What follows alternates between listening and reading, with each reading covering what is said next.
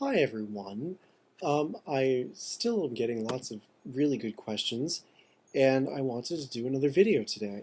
Um, I decided to do, well, okay, I'll tell you the questions that I want to address today. There are a few that I sort of want to conglomerate into one video, and if I feel like I want to talk more about some of these topics, because some of them are really interesting, I might do other videos on them. But for now, for today, I wanted to address, well, let's see, I'll just go in order. Someone, I can't pronounce the screen name because it's kind of gobbledygook, but someone wrote a quick question about the opening of the key, because you know that I do a lot of work on that, and they were concerned about card pairing in each operation, and they were asking if the significator card is involved in the pairing or not. Off the cuff, I'm just going to say I tend to pair from the significator, and so, you know, technically when I pair, my pairings do not include the significator. However, there is a way of doing it, obviously, where you pair from just the ends of the string and you end up in the center. That is one way of doing it, but I follow what Alistair says in the Book of Tot, and he says to pair from the significator. So put my trust in his instructions there. So I pair from the significator. So that's one question. They also asked, that doesn't have to do with the video I'm talking about. Their third question, though, is relevant to what I'm going to do today. And they asked, could the significator be a trump card and not a court card? Absolutely. The idea of significators was a pretty common thing, actually, in divination of the late 19th century. You see it used a lot. There's a really good book. Well, I don't want to say really good book, but it's a good book, and I'm going to try to find it. I think I've got it on my other Okay, I found it. And it's called Mystical Origins of the Tarot by Paul Hewson. And I there were many things in this book that I very much liked.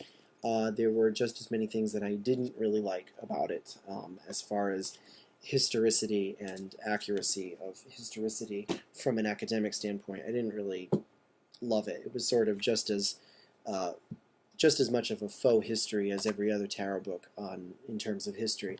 I mean, another one that I could pull as far as faux tarot history is this one by Robert Swearin. I don't know if any of you have ever seen or heard of this one, but The Secret of the Tarot, one of these enigmatic titles, and about the Cathar heresy in relationship to tarot. Interesting topic, not necessarily researched all that well. Well, not necessarily argued well. Anywho, if you look at the first book I pulled, this is all about historical tarot spreads and stuff. And almost all of them use a significator. And originally, and you even find it in Arthur Edward Waite's Pictorial Key to the Tarot, he uses either only the magician if you're a man and the priestess if you're a woman. And that's it. He doesn't even say to use court cards at all. So, of course, you can use trumps, and we're going to be using a trump today in the reading that I'm going to do. Someone else, Adratsin, asked, basically, what's a different way of using tarot? Creative problem solving, meditating, etc. And how about, some history and whatnot as well. So I'm going to talk about that today. Let's see, what else was there?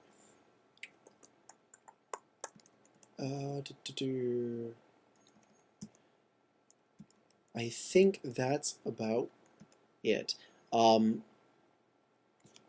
However, all of these are going to fit together into what I'm going to do for you today, and I guess I'm going to finally talk about what I'm actually going to do.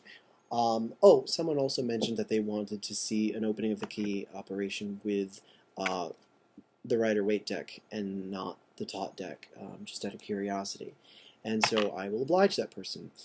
Today I'm going to do a review of at least Operation 1. I'm going to see how it goes.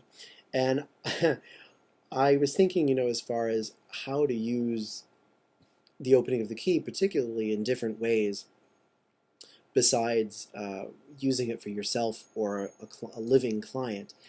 And I wanted to try to use it for someone who was deceased, who is no longer around.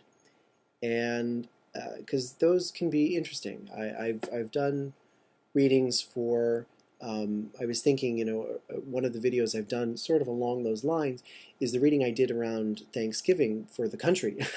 I did a reading for the state of the country and the political climate, I guess, and the social climate that we're currently in and sort of where we're going. I did that Thanksgiving of this past year. So I thought, well, who's someone that I am really intrigued about, whose life I'm particularly interested in? And I thought, why not be really provocative, as along the lines of Aleister Crowley, and do a tarot reading for Jesus? I'm going to go there. I'm going to do perhaps a blasphemous reading for Jesus of Nazareth using the opening of the key and the rider-waite taut deck. We'll see how it goes. Okay, so we're going to use for our significator, we're not going to use a court card, because I really don't believe that Jesus was really born in December, and I don't really want to use a court card because it's sort of demeaning. I would rather use a trump for someone like Jesus. So we're of course going to use the Magician.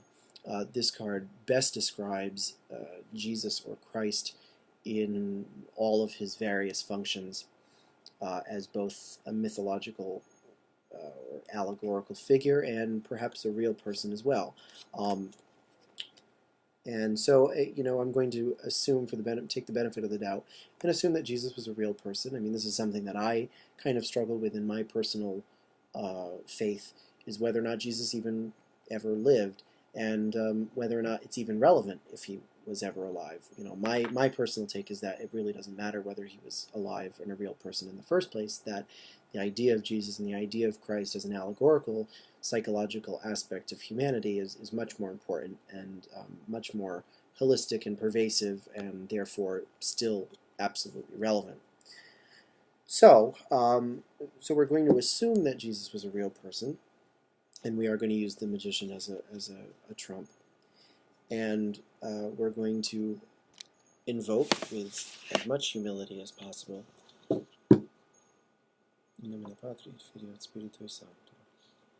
I invoke thee, E-A-O, that thou wilt send Hero, the great angel, who art set over the operations of this secret wisdom, that he may lay his hand visibly upon these consecrated cards of art, and that thereby we may obtain true knowledge of hidden things, to the glory of thine ineffable name. Amen.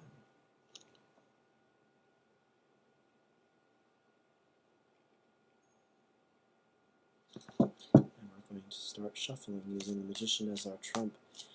And our question is, or my question is, essentially, what were Jesus' origins? Where did he come from? What was his initial background? And how did he become a teacher? How did that transpire?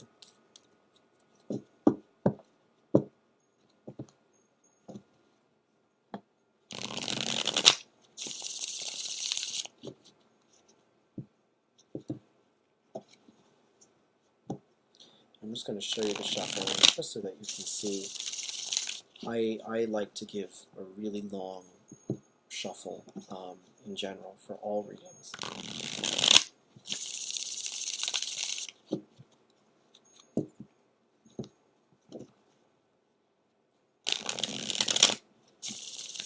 I suppose it's my way of doing like a cleansing. I know some people like to smudge their cards a little bit with some incense, or I also do that invocation pretty regularly as well, and you sign the tops of the cards with the sign of the pentagram. But this is sort of another way of just giving it a cleanse.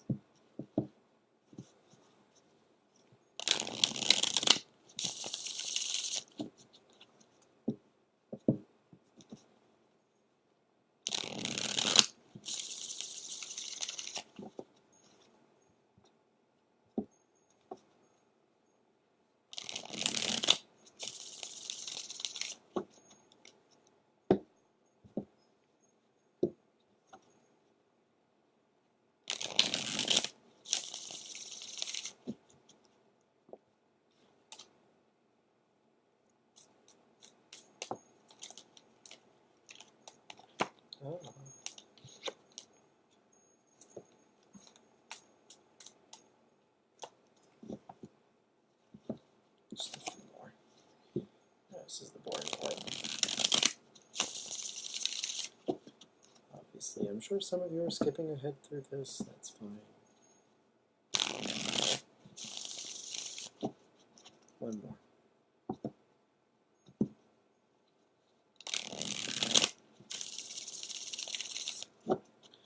Okay, so now we're going to cut into 3. And then we're going to cut into the 4 elemental piles. And I always like to try to get it as down the center as possible, so that all the piles are relatively equal. And unless you count them out, they're never going to be totally equal. But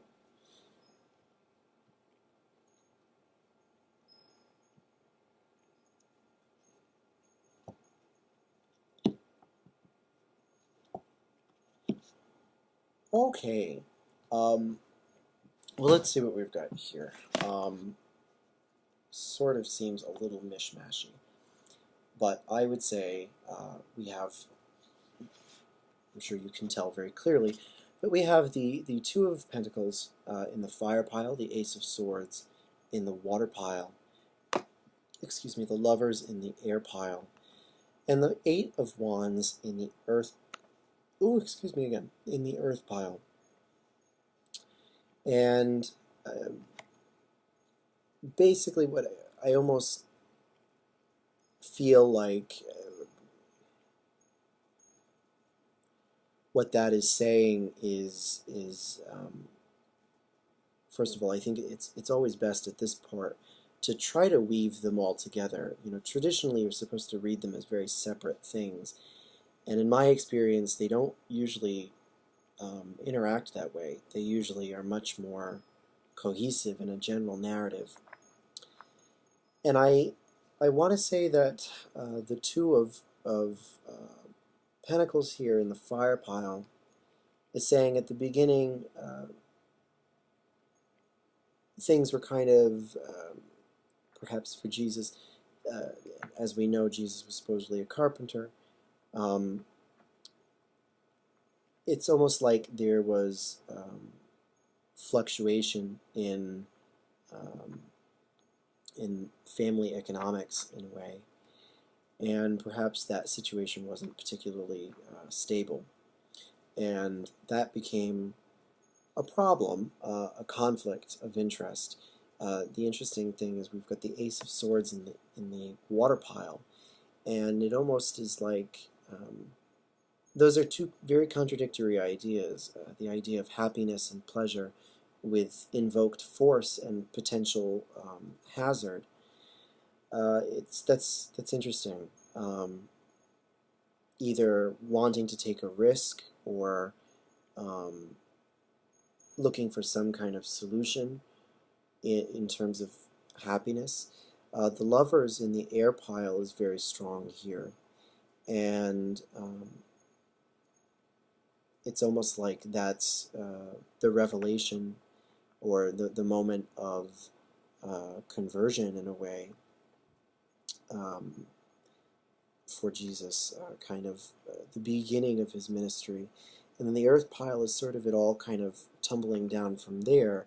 I don't mean to collapse, but sort of like a snowball effect, because the 8 of Wands, of course, represents things happening very quickly, and I think the overall result here being that it's sort of things kind of snowballing. But I don't know. Let's see what we've got. We asked for origins, so we're going to check in the fire pile first and see where our magician is. He's not in either of these piles. Maybe he's in the air pile. It is the strongest pile. And he's not. He's in all the way in the earth pile, oddly enough. There he is. Totally wrong on that one. Again, I'm not really concerned about how accurate this is, obviously. I mean, this is sort of just an experiment to sort of push the limits of what you can do with tarot. I mean, of course, It is a little bit of, takes a little bit of hubris on my part. But we're just going to give it a shot and do it with, again, with as much humility as possible. I don't expect massive truths to be unveiled here. I sort of just want to get a general narrative pinned down. And of course, it's something I'm sure many of us are curious about. So the magician is almost dead center in the middle, and we have him surrounded by the 8 of Pentacles and the 7 of Wands, which is interesting enough, which seems to me to say that he started off very practically, which is interesting. Of course, the whole carpenter business, and of course, the 8 of Pentacles is our little carpenter of sorts. How fun is that? It seems like he started off in a pretty difficult situation, financially at least. Resources not necessarily easy, that he worked very hard, that his work was difficult and not necessarily simple, that it was rigorous. For the magician, you know, you're supposed to count in the direction that the significator faces. I am feeling like he needs to go to the left for some reason, so I'm going to go to the left. And really nothing scientific about that. Just a hunch. And we're going to count 9 for him because he's a planet. 1, 2, 3, 4, 5, 6, 7, 8, 9. And we do hit the Knight of Cups, who is facing in the opposite direction. And he is surrounded by the 4 of Pentacles and the 9 of Swords. And those two cancel out. So the Knight is not necessarily all that affected by either, though they still technically exist. So it seems like he either encountered someone who was receptive to his ideas or his ideology, but they themselves were sort of plagued by materialism, I want to say. Not in a way that was particularly overt, but it seems like a background issue. Just plagued with the attachment, really. And if we count 4, we come to the Chariot. And the Chariot is surrounded by the 8 of Wands and the 10 of Wands. So technically the Chariot is overwhelmed by fire here. And we could say that the Chariot is in its weakest aspect, it's poorly dignified. So we might say that this person lacked a great amount of self-control, that they were not particularly successful in mitigating their desires or their wants. And it seems like they were burdened by desire for instant gratification, is what I want to say. The 8 of Wands and the 10 of Wands being so strong here and kind of overpowering the defense and stability of the Chariot is almost to say, like, to be burdened with a need for things to go quickly, to go fast, and sort of not having any self-control there. 1, 2, 3, 4, 5, 6, 7, 8, 9, 10, 11, 12. And how this leads to the 5 of Cups. The 5 of Cups surrounded by the Sun and the 10 of Cups, which is so contradictory, as you can imagine. The 5 of Cups is, of course, represents disappointment, and surrounding it we have 2 cards that are very much representative of happiness. We have the Sun and the 10 of Cups, and it's almost like, despite the fact that there were good things surrounding this person, or perhaps persons, the Knight of Cups could be representative of a transitory influence, and so someone who is not necessarily a real grounded person. It could be sort of just an influence, the influence of desire, perhaps even, the influence of maybe sexual desire particularly. Either way, it runs into problems, it runs into difficulties and disappointments, and even though perhaps other things around that individual or individuals are or were positive for the most part. And then we get the Nine of Swords, which is a card of guilt. It's almost like that disappointment turned into just a pretty solid feeling of guilt and worry and not being able, feeling like you're kind of powerless, I want to say. In the background, we have the Knight of Cups and the Five of Wands, and it's almost like desire is at, it's almost like the person is at conflict with their desires. And the odd thing is, I'm not sure if this is supposed to be representative of Jesus himself, or of someone or people that Jesus observed, and sort of learned from. It's tough to say because, again, that Knight of Cups is facing in the opposite direction from which we counted. But, again, the Magician is sort of not really facing in any specific direction, so that's also something to consider here. So from the Nine of Swords, we get 1, 2, 3, 4, 5, 6, 7, 8, 9. And we get Judgment, which is a big turnaround from all those other things, and it's fueled pretty heavily by the Queen of Swords and the Star. And it's almost like having a wake-up call, being called to do something greater, and being fueled with a message of hope.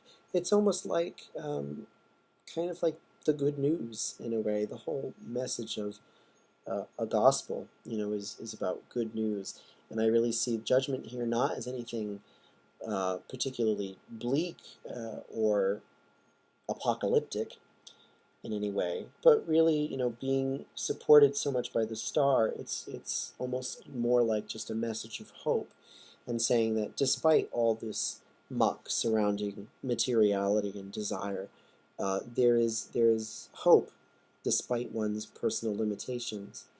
The Queen of Swords might just be a condition in which one is able to look back on their, it sort of is similar to the idea of Judgment, in that the Queen of Swords is usually someone who has been hurt in the past, or has been wounded, and has learned from that experience, and is able to advise others based on her experiences. So that's interesting. Perhaps that is, and again, it's a card facing towards the right. So it's almost like Jesus had, I'm starting to feel like all this is talking about Jesus himself, and it's almost like Jesus, after experience, very much in a Buddhist kind of way, or Buddha kind of way, was called to something greater. 1, 2, 3, we count there. And this was led to the establishment of something more definite, and kind of a recuperation. We get the Four of Wands surrounded by the Seven of Wands and the Star, and it's almost like a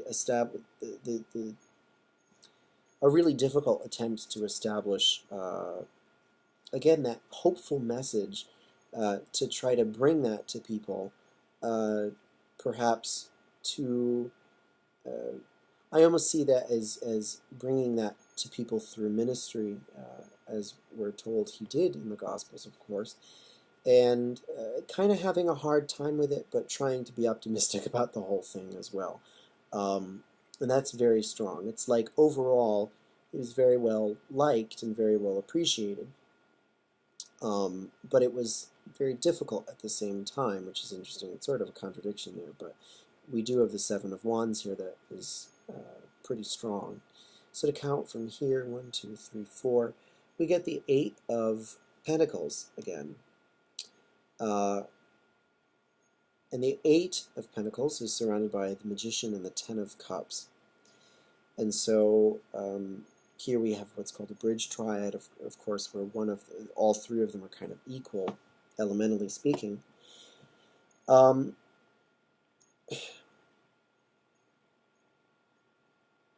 That's interesting too. I mean, that it's almost.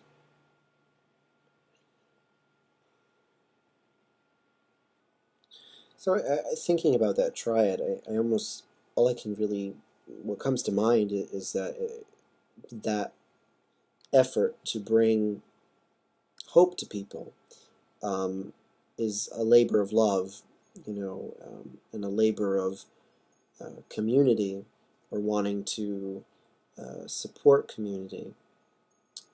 And then from there we get 2, 3, 4, 5, 6, 7, 8. We do hit the Knight of Cups again. And that could either be someone else who was sort of going through the initial problems that Jesus went through in order to reach that point. But I think either way, what we see is this interesting process of almost Buddhistic conversion.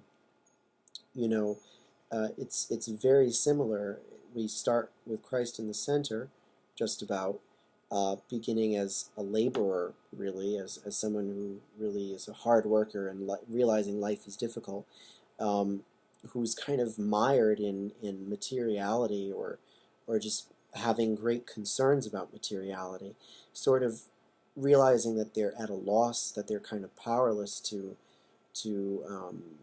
control those desires, or those passions, and it's a very Platonic kind of thing. From there, we moved into how that can only lead to really disappointment and not being able to see the good in life, kind of always being distracted from it, and leading to a sense of guilt, and from there needing or requiring redemption, or kind of getting a wake-up call, perhaps from a spiritual kind of thing. I don't know what you would call it, but heeding some kind of spiritual call and wanting to bring hope to people and being sort of successful with it, but overall it's also very difficult as well. That it was fruitful, but also very taxing, and required a lot of patience and diligence. So that's what we get from counting, at least in that direction. And of course we could count from the other direction as well, to sort of gain some more information, but I'm going to try to keep this relatively short because we have to pair yet.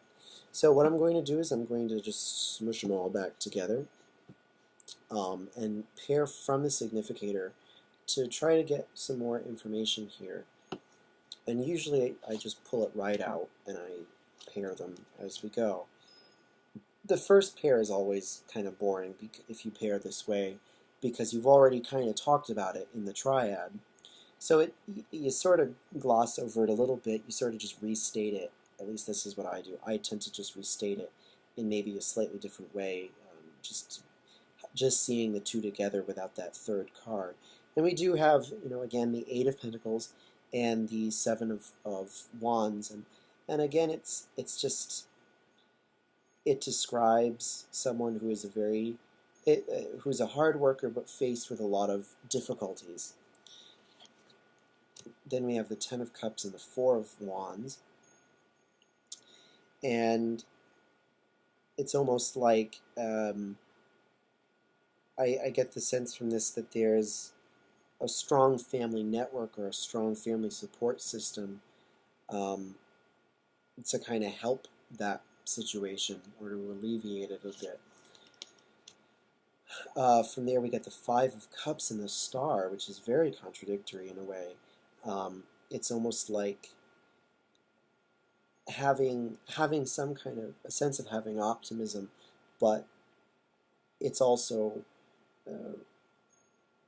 pinned down by disappointment as well. It's almost like becoming, in a way, it's almost becoming hopeless, or not being sure where to put one's hope and trust. The next pairing is very strong, and we get the Sun and Judgment. And it's almost like that message of hope, again, was a real idea of liberation, and was a message meant to be a message of freedom, uh, of kind of release from those pains, from those difficulties, from that feeling of hopelessness, despite having good things around you. I think if we go back to two pairs, the Ten of Cups and the Four of Wands really isn't all that bad. And then from there we get the Five of Cups and the Star, and it's like, but at the same time, there's a lot to be disappointed of, because it's almost, again, almost like a Buddhistic thing, worrying about the future, and worrying about eventuality and the result of things as opposed to the moment of things. And sort of receiving a wake-up call about that, and maybe focusing more on the present instead. The Page of Swords and the Queen of Swords, this is interesting. This is almost like the slightly more of the fire and brimstone kind of thing. I get the sense of, that in realizing that there's more to life than desire or disappointment, realizing that, some of the lessons that Jesus taught were harsh, weren't exactly, that they advised caution, they advised vigilance. Vigilance is a really big part of some of Jesus' parables, to always be vigilant and to watch out for almost distractions, to watch out for things that can take you away from what you're meant to do. The King of Swords and the Five of Wands, it's almost like coming up, having issues with a person of authority.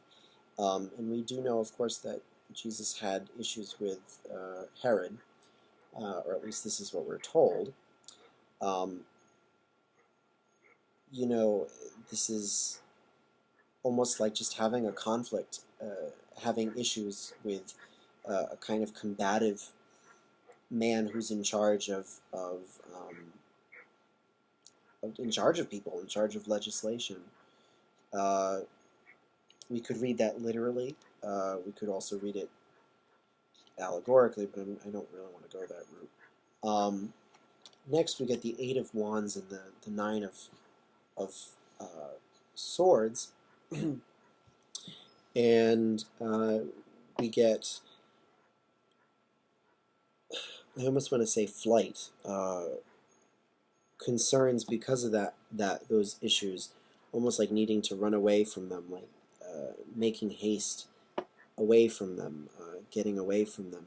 And it almost reminds me of the flight into Egypt. Those of you who know your Bible in the dorky capacity that I know. So sad, but this is what happens when you are a med-ren minor. But I almost get the sense that this is, impending danger, threat. From there, you get the Knight of Cups and the Chariot, which is very strong. And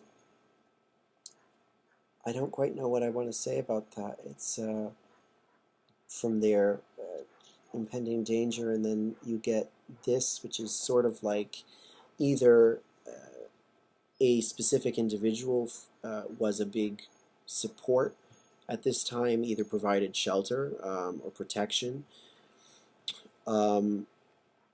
or contributed to the flight in some way. And from there we get the Four of Pentacles with the Ten of Wands. And again, we sort of conclude with this idea of materiality being a burden. And perhaps even, since we're dealing with a king here in this specific issue, perhaps even Herod, we might look at the Four of Pentacles picture as a king, or as someone who, I mean, either way, the Four of Pentacles certainly represents earthly power and the power of material wealth and security.